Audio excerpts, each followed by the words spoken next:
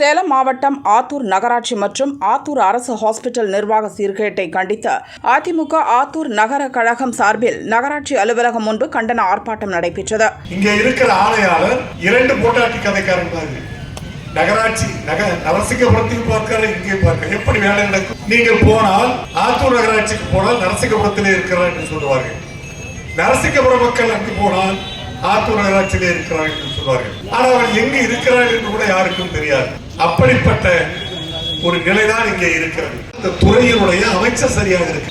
ஒரு நாட்டிலே நிர்வாகம் சரியாக இருக்க வேண்டும் என்று சொன்னால் அந்த நாட்டுடைய முதலமைச்சர் சரியாக இருக்க வேண்டும். ஆனால் இன்றைக்கு இருக்கிற நம்முடைய முதலமைச்சர் திரு ஸ்டாலின் அவர்களுக்கு நாட்டினுடைய நடப்பே தெரியாது, என்ன நடக்கிறது என்றே தெரியாது. அதே போல மக்கள் நல்வாழ்வுத்துறை அமைச்சராக இருக்கிற மா சுப்பிரமணியத்திற்கு மருத்துவமும் தெரியாது, இந்த துறையை பற்றியும் தெரியாது.